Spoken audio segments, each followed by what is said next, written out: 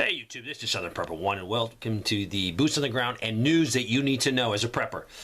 The Port of Seattle still closed, so they're having that labor strike, and definitely things are not coming in as quickly as they need to be. This is from someone that lives in Alaska, and they said, not only is goods not coming in, but they're not going out. 80% of everything that goes to Alaska comes out of the Seattle port. Alaskans are suffering because of the strike. Last time Seattle port was shut down because of a strike, there was trucks that they were using to send things from the U.S. through Canada to Alaska. But now this is way impossible to do because of the increased costs of fuel. So it's not going to be an option. So if you're in Alaska, you could experience very shortly some shortages. They said if everyone panics in Alaska and goes to the store and buys everything, it's going to compound the problem. But hopefully you're a prepper, you've already put stuff back, and you're good to go. This was sent to me, and it was sort of funny because 2 weeks ago, my wife bought one of these products. She went through her kitchen and was like, what do I need to do to make sure I have extras? Just because of the problems with China and the problems with trade. So she went through and ordered an extra set of these. She just got them. I think she got them from Amazon. They haven't even gone in storage yet. They were still in her kitchen. And then I got this sent to me. The company that makes kitchen staples like Corningware, Pyrex, and Instapot has entered bankruptcy proceeding in the U.S. and Canada. The Illinois-based Instant Brand said Monday that it went into voluntary court-supervised Chapter 11 processing. They said because of tightening of the credit terms and higher interest rate has impacted their bottom line and their capital structure is unsustainable, their CEO said. They're operating with only a $17.9 million cash flow for the first 3 months of the year. And this is really contrast to more than $500 million in U.S. debt is on their books. So the article goes on and on. So are they going to be able to come out of this? Will they have to close their operations down inside the U.S. and Canada? They do have operations in Singapore, England, South Africa, I think Taiwan. So I don't think the brand is going to disappear. But think about, do you have extras that you need? Now this is only like $18 for 2 pieces. But if imports stopped into the United States of anything that you use in your life, it's going to make it more expensive. Plus, say you get an influx of people at your house in an emergency, you have 2 times or 3 times the amount of people, you might need extra things for cooking and baking. So think about that in your personal situation. This is an article that says Congress solved the debt ceiling problem by effectively eliminating borrowing limits for the next 2 years. But it did nothing to address the underlying problem. And the underlying problem is they're just spending way too much money. In May, the Biden administration piled on another $240.3 billion onto the fiscal 2023 deficit, running it to $1.38 trillion. And then we still have 4 months left to go in the fiscal year. So the tax receipts were down a little bit in April, 26.1. And this is just creating a huge deficit. They need to rein in spending and get a plan. This was in Riggins, Idaho. A person on a fishing trip noticed an overturned vehicle in the Idaho River. A family of 4 were driving this road, and the local said this road's very unsafe, and if you're not careful, you can go off the road. And they did, and they were killed. That was discovered on June the 10th. After they overdue to arrive at their vacation destination. So be very careful traveling this year.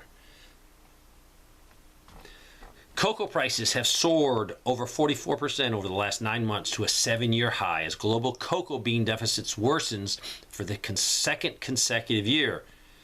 So there's a huge increase in pricing, and that's definitely going to affect everything that's made with chocolate and cocoa.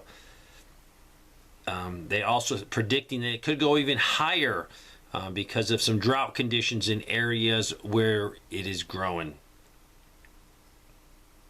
The president of Belarus has said he wouldn't hesitate to use Russians' tactical nuclear weapons, and they're going to soon be stationed in Belarus. These weapons will be hosted by the Belarus military, but they will be under the military control of Russia. The ones that will be sent there are 3 times more powerful than the ones that were in Hiroshima or Nagasaki that were used in 1945 to end World War II. A report came out that said as much as 10% of the $4.2 trillion that the U.S. government distributed in COVID relief aid had been lost to fraud and waste. 10% of $4.2 trillion is a lot of money. There was an accident in Syria involving a helicopter. 22 U.S. troops were injured. Some of these were severely injured, and they had to actually send them out, evacuated out of the region. 10 of these wounded were very seriously. Why are we in Syria? I'm still trying to figure that out. They don't think it was a hostile act. It could have been mechanical failure or a pilot error, according to the report. The Polish president said NATO must respond to Russia deploying nuclear weapons to Belarus. I don't think he really said what he wanted, but he has gone in the past stating that he would like NATO nuclear weapons or U.S. nuclear weapons positioned in Poland. If you've been watching China, they are having an economic slowdown, and it continues to get worse. Job cuts, investment delays, a lot of businesses are not doing good. Manufacturing activity is way down. Youth unemployment is up. So they're definitely having a slowdown. There's actually some production lines of many items being cut or taken offline. The Philippines. Some of the lawmakers want U.S. to pay for the bases, and they need this money desperately to fund their military pension scheme. They're saying the U.S. should pay for using their property. And I think we should send the Philippines a bill for us being over there and helping them with their military. U.S. has 5 bases in the Philippines, and 4 more were agreed on, so that would bring our total to 9. But they desperately need this money to pay for their cash-strapped armed force pension funding, which could financially collapse. This would just bring more instability to their area. The mayor of Tijuana has decided to live on the Army base. This is for her own safety, the threats that she has received. Total lawlessness is occurring down in Mexico, even when the mayor has to flee to a military post to stay safe. The other day in Tijuana, they found a pickup truck at a gas station, and I believe there was 7 bodies in the pickup truck. Everything is starting to see a slowdown. Even the media industry has announced at least over 17,000 job cuts so far this year. And this is the highest level. I think it even surpassed 2020 when we were in the COVID fiasco, and there was like almost 17,000. So the media industry is even feeling a recession. On Tuesday, the Biden administration said they will allow thousands of migrants or immigrants from El Salvador, Honduras, Nicaragua, and Nepal that are already living in the United States to temporarily extend their work permits for another 18 months. I think this would be about 330,000 people from these 4 countries that will be getting this permission to stay longer into the United States up till 2025.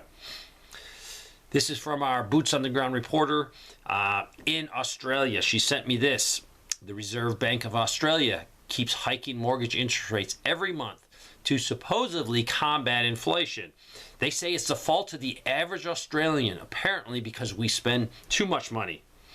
So we were told to stop spending money and work harder to pay our mortgages, which are exploded in pricing because of the variable rates that most people in Australia have. She said, but the supermarkets keep raising prices. Within the last couple of days, in my online shopping trolley, frozen chips, I don't know what they were exactly, but they went from $4.80 to $6. And the cat food that she buys went from $24 to $28. Maybe the Reserve Bank should be speaking to the supermarkets about their price increase. And this is in Minnesota. Comes out an article about an Iowa pork producer say that will lay off 1,000 employees, many of them immigrants. And this is because they have a bankrupt meat packing. So they're trying to find a buyer. But anytime we lose jobs in the United States at this critical time while we're in a recession, hopefully they can work this out, find a buyer, and get this plant back up and running and these workers back up. So there you go. Some boots on the ground, some news you should know.